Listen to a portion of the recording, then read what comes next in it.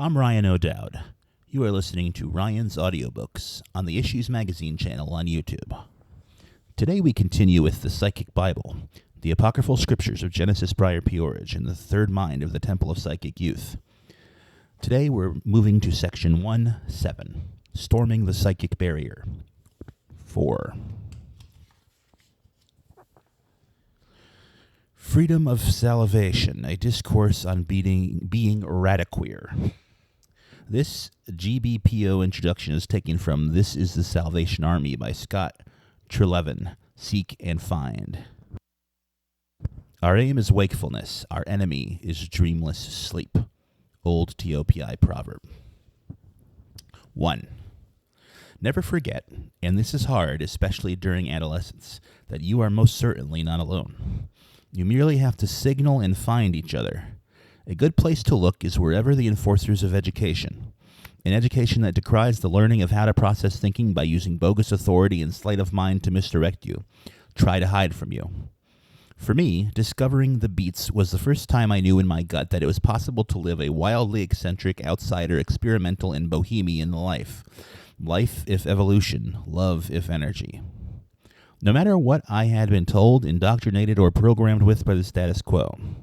Not only did I have an epiphany that a life built upon and with creativity, enhanced by travel, was viable, but I was compelled simultaneously to believe, as metaphysical byproduct, in art as a holy calling, a mission or quest that once recognized could never be discarded or abandoned, no matter what the consequences. You cannot forget, once you have felt this, and it becomes your duty to serve with honor this campaign as you survive and interact with others of your army, tribe, and rogue genetic kind. 2. Next, go looking for these unorthodox, like-minded individuals. Have undying faith that they exist and are probably looking for you too. Offer stimulation, speculation, exchange ideas, collaborate, coordinate, share information and theories. Recommend sources and names of activators you admire, who have come to your attention via media, myth, or synchronicity. Nothing is stronger in its anarchic potency and cultural resonance than a pack of previously lone wolves. Be prepared to do mundane, tedious, and dull tasks to demonstrate to yourself, and those cooperating with you, both your understanding that you are involuntarily bonded service to a higher calling, art, and that your ego and public recognition are not your motive, nor can they, nor will they, seduce you. Nothing is uglier than a person who actually wants to be rich and famous and think those qualities, quote-unquote, those all-consuming contemporary norms have any actual meaning or value in terms of human evolution measured against divinity, infinity, or the creation of a soul. 3. Then, aware that you have chosen a thankless, endless task by nonsensus reality standards, due to madness, bad training, neurotic trauma, gender confusion, your parents, your peer group, or your parents and peer group. Don't ever kid yourself about why you chose to be an artist, writer, or otherwise creatively driven being. Editor's note. Self is capitalized. Going on. You have become part of the metaphor, not part of the problem, no matter how under siege IT imaginary time it might feel.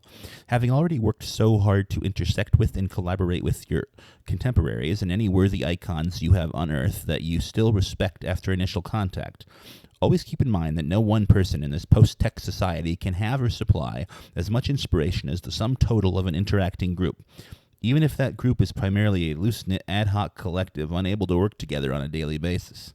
Just as sampling and cutting up reality gives us a randomized picture that nevertheless shows us, more accurately than what is immediately apparent, what sense-based material existence looks like, so too the interconnecting of two minds will produce as its sum a third mind that, by avoiding singular individuated solo strategies and agendas, preconceptions and blind spots, is far greater in total and more relevant in effect in our era than any solitary brain can achieve, no matter how visionary. In order to combat the conceptual and economic programming of conglomerate global alliances, it is an absolute necessity to declare and consolidate liberation as each one of us conceives it by shamelessly sharing energy in mutual communication systems, yes, even Xerox zines. Know thine enemy, steal their tactics, raid their resources, and turn their weapons of mass media destruction and biological and neurological tyranny back on them. Nothing short of a total war. old TOPI proverb. 4. Finally, in terms of thematic content, decide what really obsesses you, what really turns you on, your deepest, possibly most secret fetish. Sexual, paradoxical, philosophical, political, literal, mechanical, it really doesn't matter. And make that central to your work either directly or obliquely, regardless of medium, accepted traditions of talent or any other practical considerations.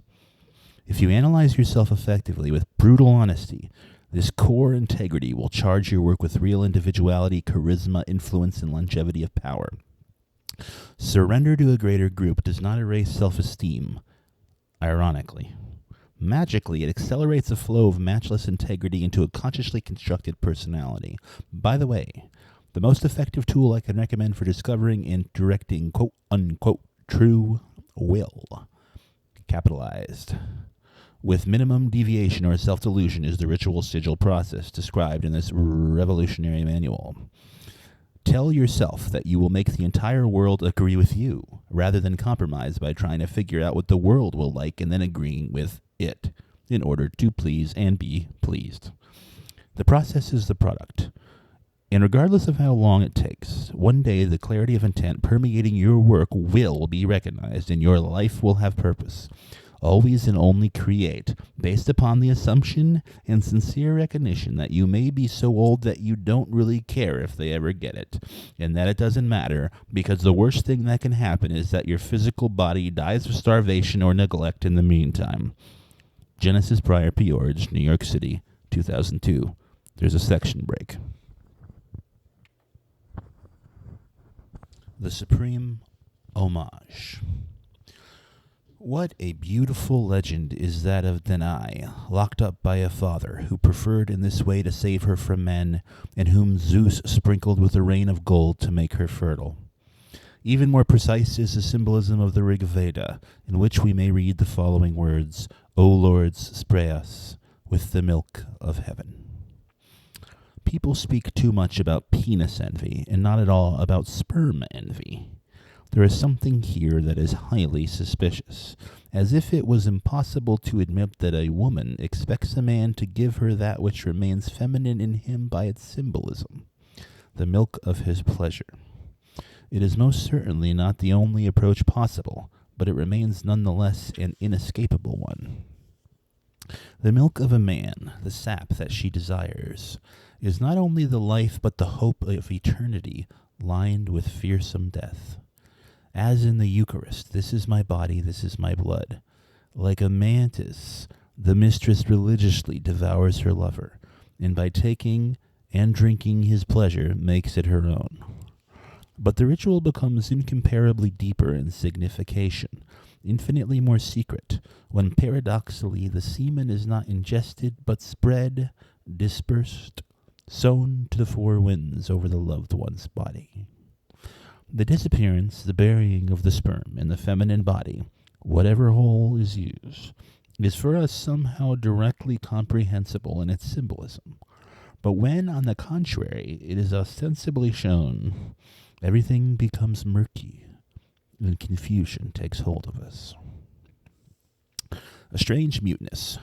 The multiplication of pornographic films and their distribution by video has rendered a number of taboos null and void, at least in some circles. The critics and the specialist press now talk without any embarrassment of fellatio, sodomy, and other deviance habits. Everything seems to be normalized. Nonetheless, a certain territory still resists this popularization, despite the fact it consists of a theme that is relatively more mentionable than a large number of others, e.g. incest or torture. Ejaculation onto women's faces. What a surprising silence, all the more surprising when we consider that in parallel, it is now almost unthinkable to make a film without consecrating at least one sequence to the theme, so great is the coincidence between its presentation on the screen and the spectator's maximum emotion. A silence which reveals less a certain prudishness and an incapacity to find the words to express what we feel when confronted with what can be called no less than a mystery.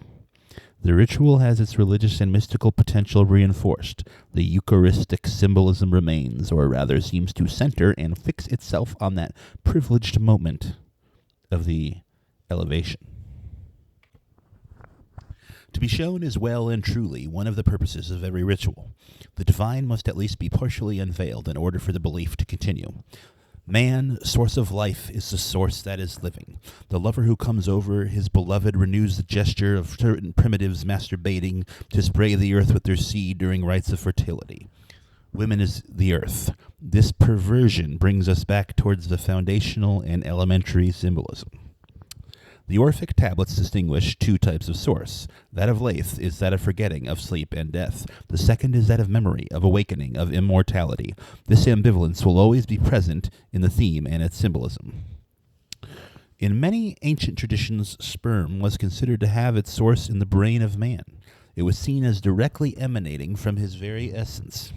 Moreover, it is the face that most excellently symbolizes the very essence of the human being, his personality and his spirituality. From that point on, a necessary symbolic order becomes obvious, joining two images, the semen of man and the face of woman.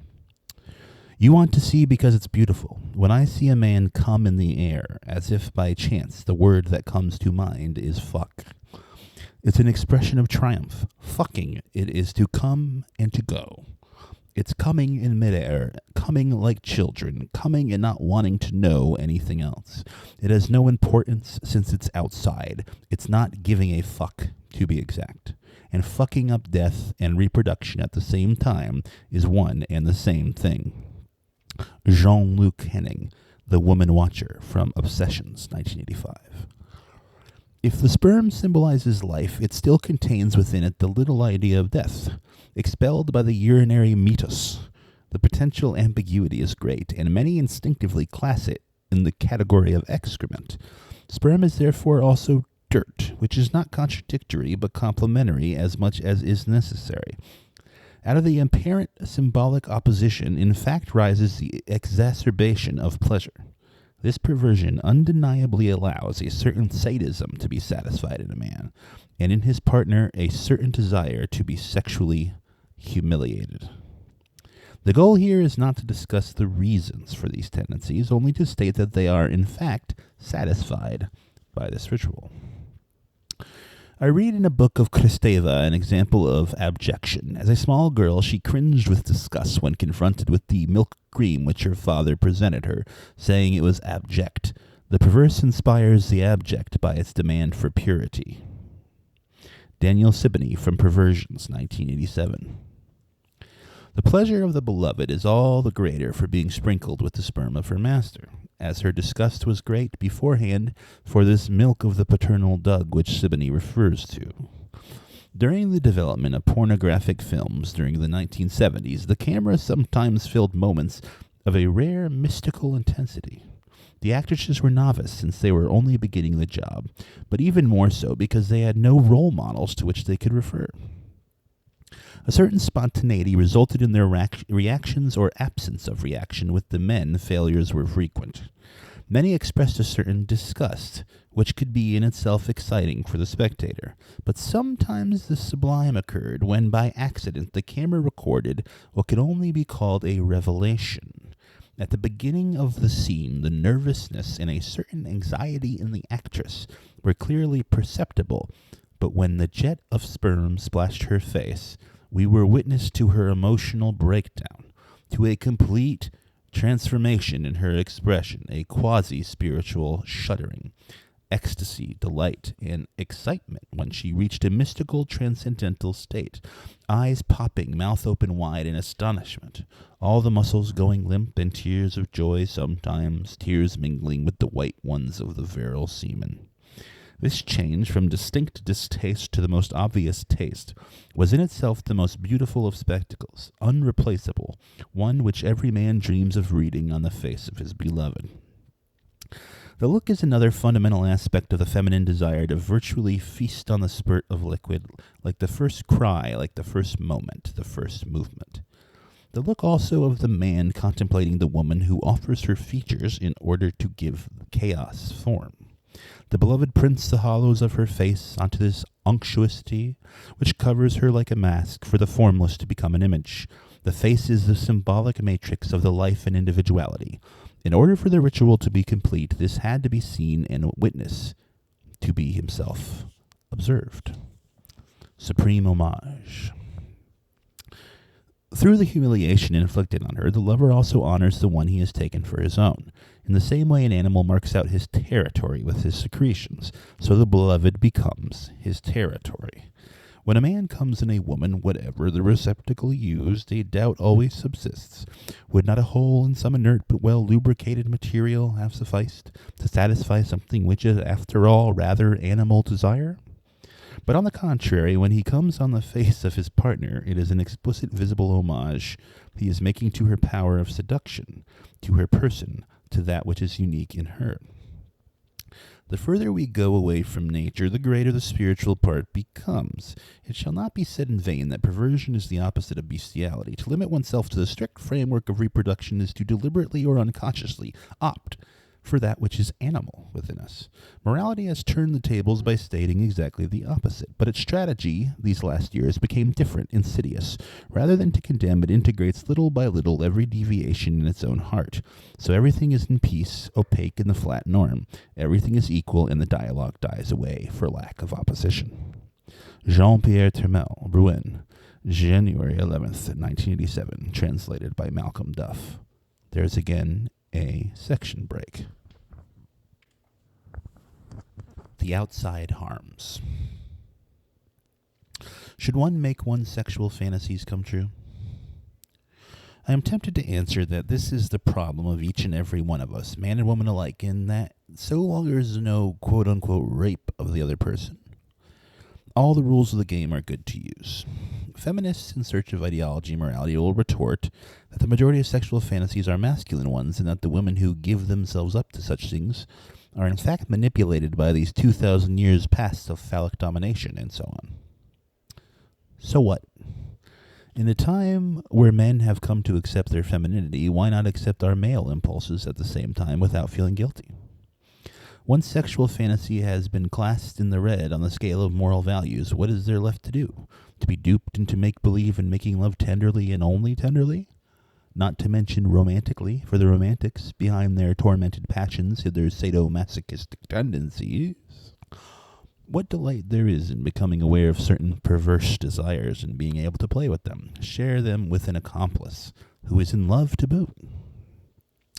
There are those which are mine and those which are his. How fantastic a communication it is to tell them one another, and little by little share them and let the other benefit from them in such a way as for a dance to come between us. Sometimes there's a blockage, and I think there is no point in insisting.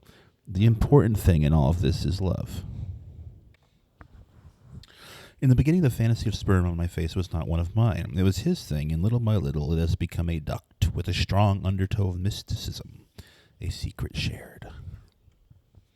The first picture of sperm on a face I ever had dates to my youth when I read the cartoons of Gottlieb with fervor. In the charming little wood, when we go there we are free, in Raw Lovely, is a revised and corrugated version of Tom Thumb, where the poor little children lost in the forest, abandoned by their horrible parents, copy the bright ideas of their brother, the crumbs of bread having been eaten by the birds. There is only one solution left to them without falling into the deepest of despair. To wank together as one man, each with his own hand as is normal. No incestuous pedigree in this tale, which is already reaching far enough as an initiation. The next image, the one which interests us, the spunk of the oldest, the band, which is normal, spurts onto a face. His own. The question is not to know whether or not he is an early ejaculator, although this can have a certain interest. But rather I shall linger on the drenched face, a comic image to my mind, linked par excellence to the dream of masturbatory masculine. As I was saying earlier, I do not wish there to be any value judgment between masculine and feminine. They are different complementary types. They are the basis of life, and these ambivalent things within each one of us are both primordial and essential. How could I imagine that one day it would be on my own face that the supreme seed would spurt, and that it would no longer be in laughter, but an act that would create a profound joy? Exterior ejaculation is condemned by the church as being an act against nature. I refer to the Confessor's Manual. There is another sort of sodomy which consists in carnal union between persons of different sexes, but without the natural recipiation in the behind part of the mouth, between the breast, the legs, or the thighs. This sort of infamy does not fall under the sentences carried out against what is strictly called sodomy. It is no less certain that this act against nature constitutes a great crime. This ejaculation is, to my mind, a deeply, highly voluntary act. For a man, it is a way of offering to the eyes of another and to his own the fruit of his pleasure. The great phallocratic screwer, which Bukowski boasts to be, does not go so far. When in woman one of his mistresses wants to see him, quote, jerk off his load, he holds himself back, and in the end, due to the woman's fault, of course, he has to penetrate her in order to come. Could it be there is something embarrassing, something too strong, which makes it more difficult in having sexual relations to fuck? I can state that seeing provokes in me an orgasm of a different type. What pleasure there is in being inundated by the fruit of another pleasure. To eat it, drink it, be covered with it. Is this not one form of possession? In a certain way, I take the most intimate of him, his masturbation, but I can also feel it, on the contrary, as something phallocratic, a necessary hyper-validation of virility, flagrant in pornographic films, where this act is very often reproduced. I do not absorb the sperm inside my body, but I give my lover the material image of his power, his domination. Woman watches, eyes in front of his taut sex, cheeks against his stomach, no longer existing, for at that moment his whole body is cock, a cock stiff with desire, a cock sucked, chewed, licked, caressed, sweet and sour. But do not let us be mistaken. These acts escape me, and I become myself an object, the object of this desire which satisfies his needs. Mouth, breast, lips, fingers, nails, hairs, eyes. My whole body is at his service, his. Then suddenly everything speeds up. We are on another planet.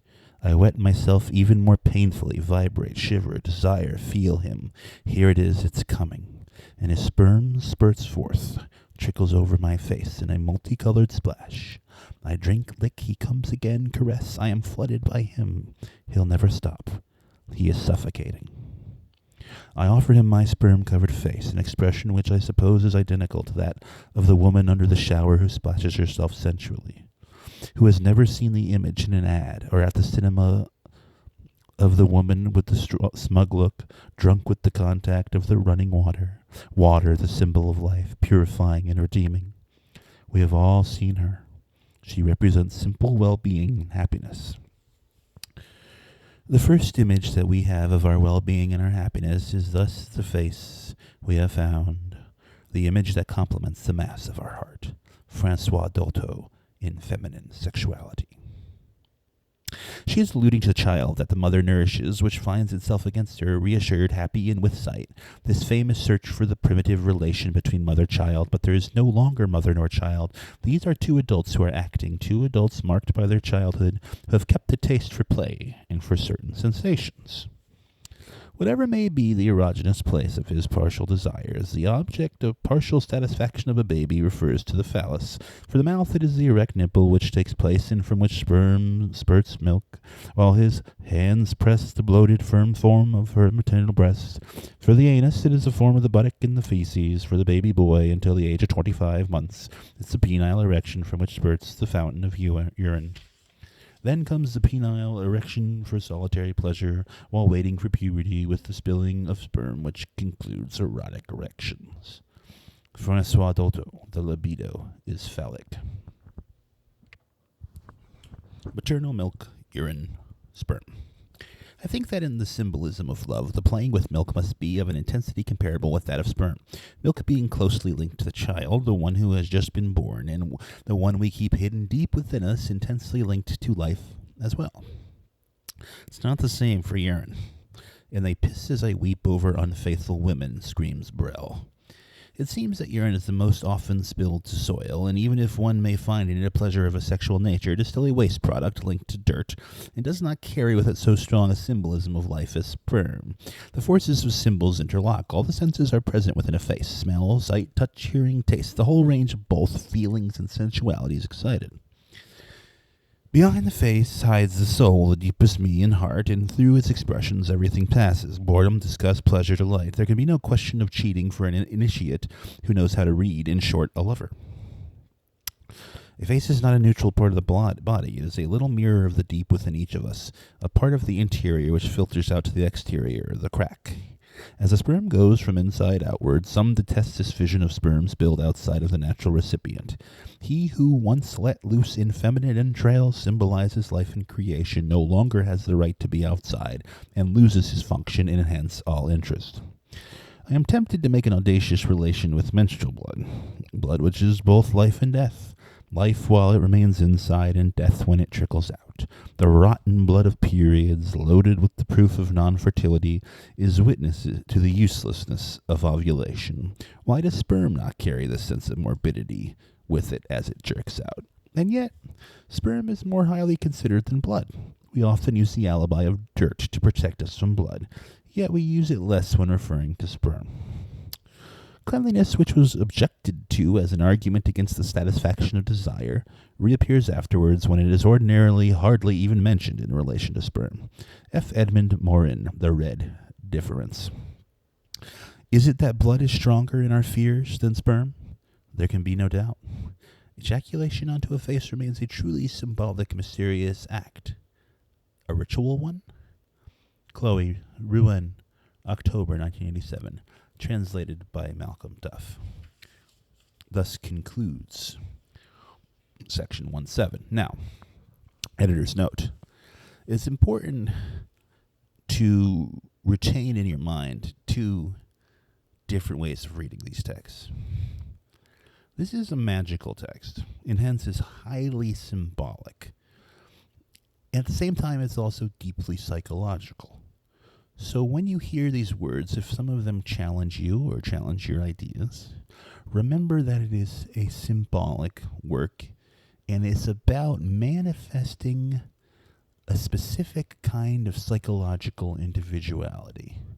Now, if you keep in mind that this is about the deepest seated psychological needs and desires of humanity and how to manifest them on purpose, then you will understand that we are not truly crossing any boundaries here, because we're not talking about acts per se. In reality, we're talking about the deepest, darkest held desires and fears of ourselves.